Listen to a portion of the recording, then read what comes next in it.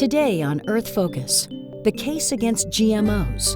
As Europe considers expanding cultivation of genetically modified crops, the campaign against GMOs heats up. Coming up on Earth Focus.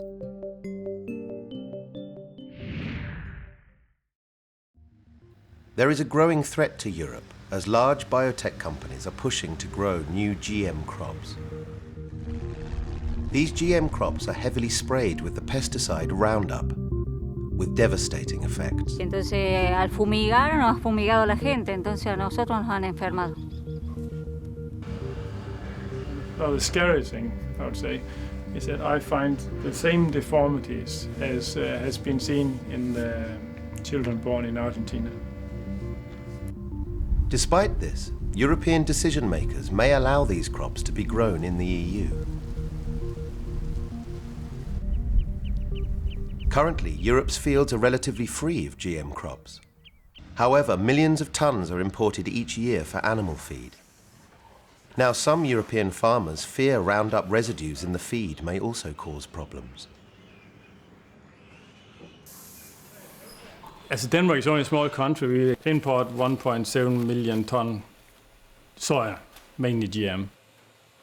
For a number of years, found that we had many deformities born as deformed piglets. And we had 23 in the last 1.5 years. It's cranial deformities, spinal deformities, one with 6 organs, one with heart that was totally fluffed up with water. My soya that I used to feed the pigs with came from Latin America, I believe Argentina.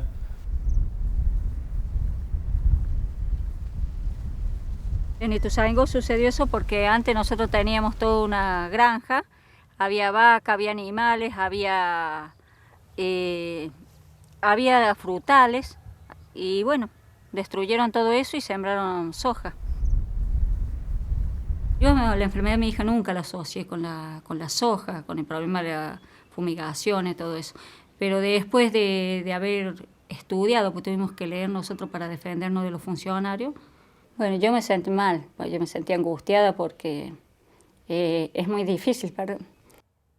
Pensé yo que a mi hija le había podido pasar algo de eso, de que algo nos estaba enfermando y no sabíamos qué es lo que era. Yo comencé a hacer un relevamiento de ir casa por casa y ahí me encontré de que había muchos casos de cáncer y mucha leucemia. Y muchos niñitos afectados, niñitos con malformación. Hay niñitos que han nacido sin el maxilar, sin el huesito de la cabeza, otros niñitos sin el diafragma y tenían los órganos para arriba. Y bueno, yo después que empecé a investigar y empecé a darme cuenta que los agrotóxicos nos habían afectado. The fields surrounding Sofia's community are planted with Roundup-ready soya. Developed by the agrochemical giant Monsanto, these crops have been genetically modified to be resistant to glyphosate. Glyphosate is the active ingredient in the toxic weed killer Roundup. EU officials claim the pesticide is safe for humans and the environment at certain levels. However, research carried out by embryonic specialist Professor Andreas Carrasco disputes this. Nosotros lo que simplemente hicimos es someter a un diseño experimental con concentraciones bajas de glifosato.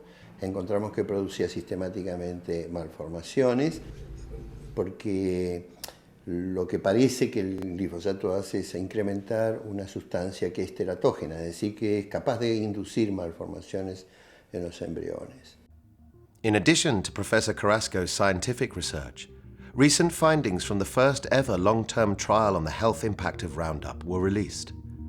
The results were very disturbing.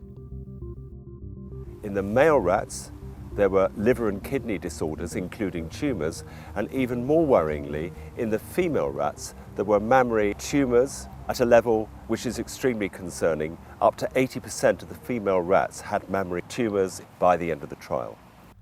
Roundup residue is found in GM soya and other crops imported into Europe at levels which recent research suggests could cause long-term health effects. So the effects you see in a laboratory are really caused by very low dosages. It's 0.1 milligram, something like that. Very, very, very low dosages, which are interacting with the hormone system. And if you look to the regulation, there is a very high dosage allowed on residues in glyphosate. It's 20 milligram per kilo. This is an incredible high burden of residues there in the food products. And if I take the findings from the laboratories, this is a very high risk for consumers. What am I feeding my pigs with? Maybe I could have a benefit out of changing. We changed to non-GMO soya. What I've noticed in difference in the pig house, well, the medicine use has gone down a lot. The sows got healthier. I can keep my sows longer. I've noticed that I had to cut down on my intake on new gilts because my old grandmothers, as it is, live longer. It makes you think about present farming methods. We should be going to a more small scale and an agriculture that is more based on agroecological principles and not on an industrial monoculture system of producing.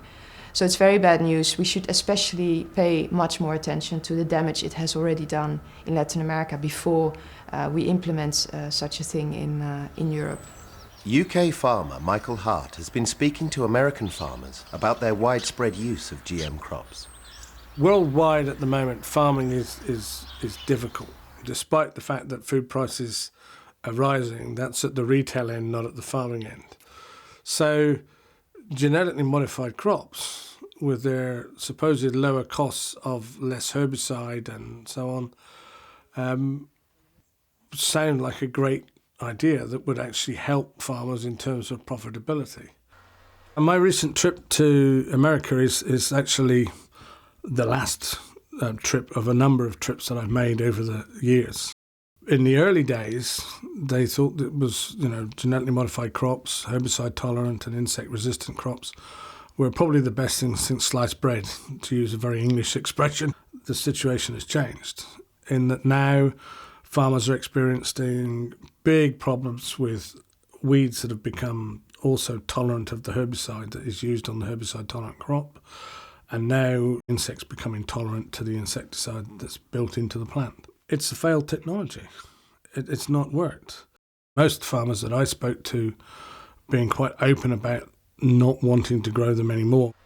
What would you recommend to me as a UK farmer and to other European farmers?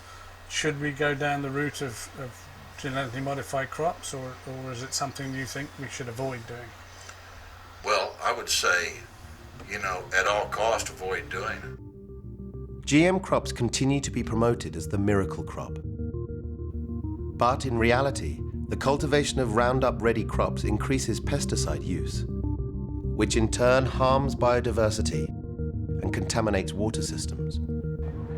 Despite this, European decision makers may allow the first GM Roundup-ready crops to be grown in the EU. So far they have only been used for imports, largely for animal feed, which is already very concerning. But now they want to approve it for cultivation, which means that we will have Roundup-ready maize, Roundup-ready soy, Roundup-ready oilseed rape, sugar beet. All these Monsanto crops, they'll be out on the fields, and that will massively increase the use of Roundup on the fields in Europe. This is now the time where the European Union can decide, do they want to repeat what happened in the US, what happened in Argentina, what happened in Brazil? Or are European politicians, are European citizens, are European experts smart enough to learn something from their mistakes?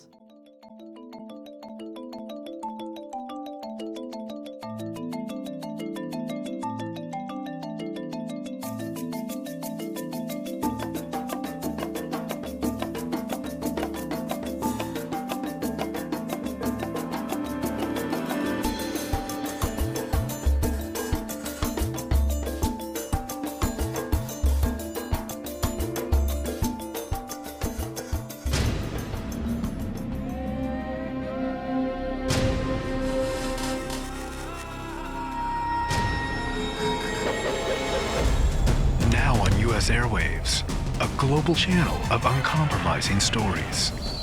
world news, documentaries, entertainment, and culture.